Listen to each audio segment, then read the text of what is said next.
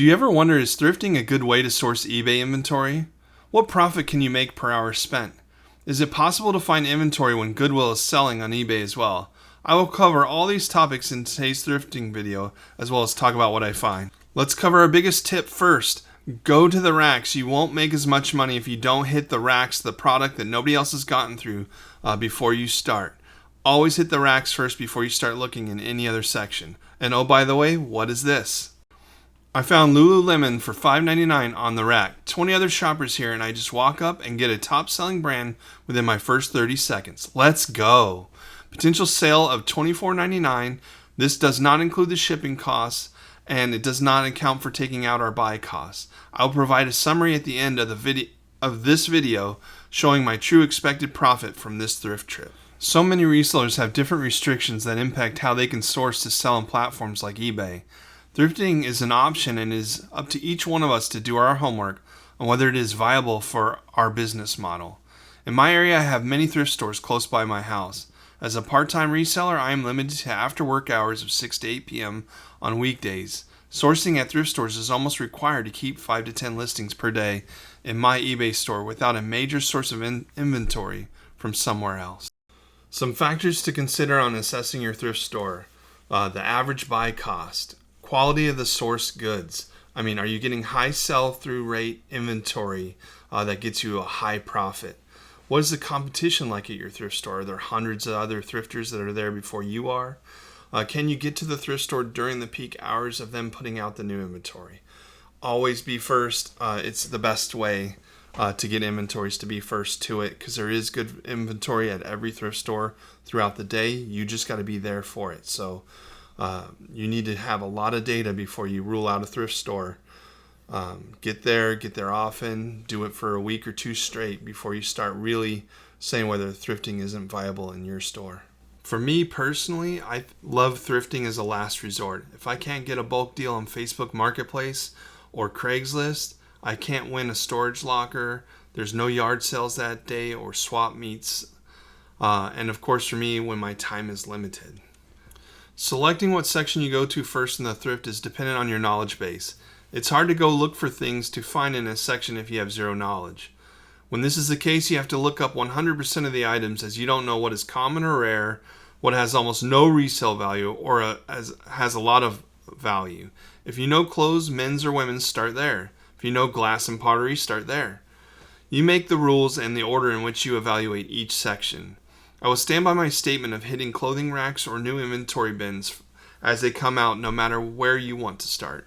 If you're just starting out, don't worry, we all started there. I'm almost 2 years in, and I have watched videos, studied eBay, Terapeak, taken reseller courses, etc. completely every day, every night, and I still have only scratched the surface of knowledge needed to optimize my thrift run.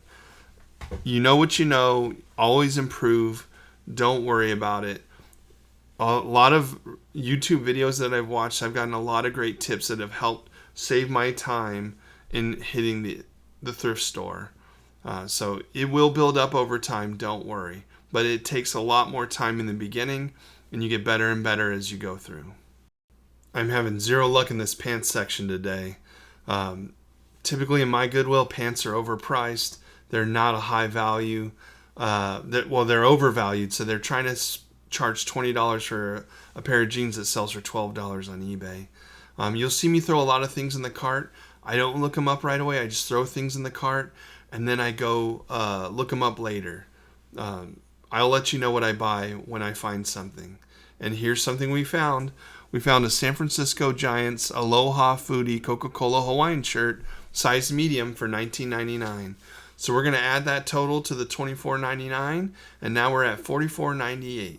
Nice work. That's 2 items, and we're only 4 minutes in. I'll tell you, I've been doing shirts for a long time, and I'll tell you, it's hit or miss. There can be 100 resellers through here, and they don't pick up some of the shirts I'll find. So you just don't know what people's expertise is and what they're looking for, whether they're shopping for themselves or they're a reseller. And you have special knowledge that makes you look for certain types of shirts, quality of fabric, name brand tags from maybe the 90s was your specialty, or 80s. So You have a unique knowledge that helps puts you in an advantage. So use that knowledge and research on eBay 90s vintage shirts and see what comes up, and memorize those shirts and go highest to lowest, and ones that sell for the most money. Ones that don't make your business model and you don't make enough per transaction profit to make it worth your time to list, then you know to cut those out. That's just how it rolls. Over time, I've learned to pass on things like Cook Street Hawaiian shirts, as they are a very common base model shirt in Hawaii. I look for other brands like Rain Spooner and embroidered silk Tommy Bahama shirts with great prints. If it doesn't have a great print, I'm probably passing.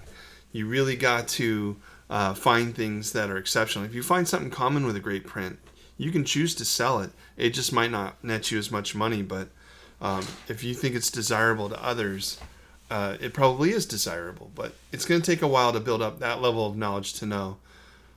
Oh, and look, a faded Hawaiian shirt.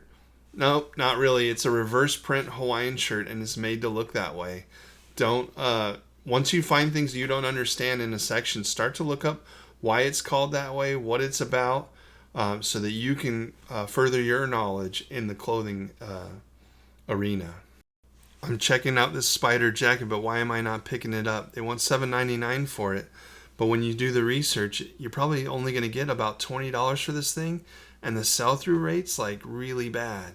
We're talking 20 to less than 30% sell-through. So it's going to take 6 to 9 months just to sell through my store, and I'm locking up $8 I could be sending somewhere else. And don't go off buying knockoffs. You don't want to get caught selling on any platform fake products that are meant to look like the original. You will get caught. You will get a ding on your store, and eventually they will ban your store. Do not get knockoffs. If you don't know it's legit, pass on it. Spend your money on something else you have 100% surety it's the real deal. Hey, if you're new to my channel, I appreciate you. I've been making YouTube content for 2 months now. I started in January. Really new at this, but trying to give you guys quality content that I knew was helpful for me in my first beginning years, and I'm not so far away from the beginning that I feel like I can give other beginners and some experts some tips they might not have caught. So let me know if you're finding this useful in the comments. Every bit of feedback is helpful for me to know how to continue to provide good content. Let me know if you like the dollar tracker of how much, especially at the end where I summarize actually how much profit I expect to get and what I'm really going to get probably based on the time and hours spent in here. Let me know if you like that feedback. Also, please just take the time to subscribe, hit the like button. It's just a kind gesture that helps the algorithm and people see my content so I can get more views, more eyeballs. It helps me out. Greatly appreciated. Love you all. You may notice I'm going through all the shirts. This is to find out which shirts may be new with tags or have a special print, embroidery, etc. This all impacts my decision on whether to buy or not. Also, shirts just hide in between other shirts, and you may miss them in the side profile view. What is this? I found an Arc'teryx shirt in the clothing section. This is a very hot brand right now. Look out for that logo, that emblem.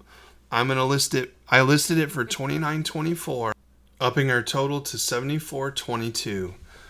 What a good find, hot seller. Super thrilled. 3 items. Let's go. I messed it up on video, but I also found this cool shirt. $24.99. We're going to go up to $99.21 from here. And then right after it, I find an Untuck It shirt. We're going to list this one for $21.99. So now our total is going to jump again. And this is what we want. We want to find shirt after shirt after shirt and keep upping our total. We're going to go from $99.21 to $121.20. This is a good thrift run in the shirt section. Back to back to back type finds. So on the topic of, is it possible to find inventory when Goodwill is selling on eBay as well? Look at the shirts I'm posting. While not the norm to find this many top brands in a short span, You can find top sell-through brands at the thrift if you are persistent. Goodwill takes most of the items above $30 value and sends it to corporate to sell online. But some things are just left to sell locally, even above $30, like in jackets. I've also had Goodwill managers tell me they let a valuable item slip through every now and again as an Easter egg to the customer.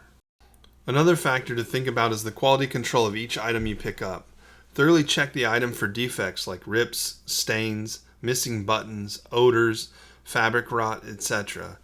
It is not good to get all the way home and waste your money on an item you decide not to list when you're taking photos. Goodwill does have a 1-week return policy with receipt and tag in my area. Could be different in your area, so ask the staff when you are there. If you're getting breakables, coffee mugs, look for chips and stains. Look for marks that are going to lower the value of that item. You want really good quality items that people want. And if you do pick up one with a known defect because you know somebody will still love it, that's when you make sure you put in your listing exact photos of that and you describe exactly what the defect is, so that the customer knows exactly what they're getting. All right, what's this? We found our second Lululemon of the day in the men's section. This is so cool. We don't run into Lululemon a lot where I go, so I'm just totally stoked to find this athletic running shirt. I listed it for $29.99, and spoiler, I sold it already within about 4 days for $20. I took the offer. It was not a Lululemon that was high sell-through rate, so I just wanted to take the quick flip just in case. I didn't want to hold on to that thing forever, waiting on the $29.99. So later I will tell you that I'll deduct $10, and that's why for that shirt. So to be 12 minutes in and already at 151, that's really good. I'm really stoked with that. Oh, look what we found, a Tommy Bahama. This is linen shirt. You want to look for 100% linen, and it also has a tag even though it's been ripped. So that's never worn before. Tommy Bahama linen. I will still list it as pre-owned, but super stoked to pick up that shirt. And now our total's at $196.18. Look what else we found. Some Ralph Lauren sweater vest here. Checking it out. I've never actually sourced one of these. This is the first time. I got it for $5.99. I'm checking for any defects on that, but I end up listing it for $19.99. Looking for the quick flip so I can move on. And so now we start at $196.18 here, and we're going to jump to $216.17. Not bad, not bad. Still going strong. Not every thrift video is going to be full of great finds like this one was.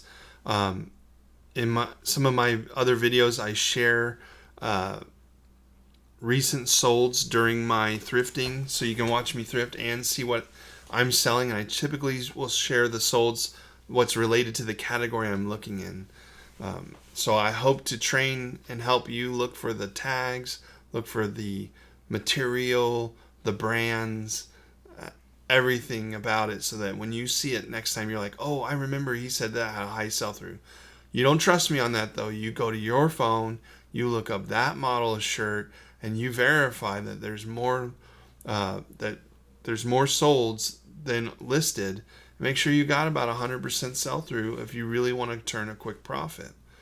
It's on you to learn the business, not to just memorize what I'm picking up.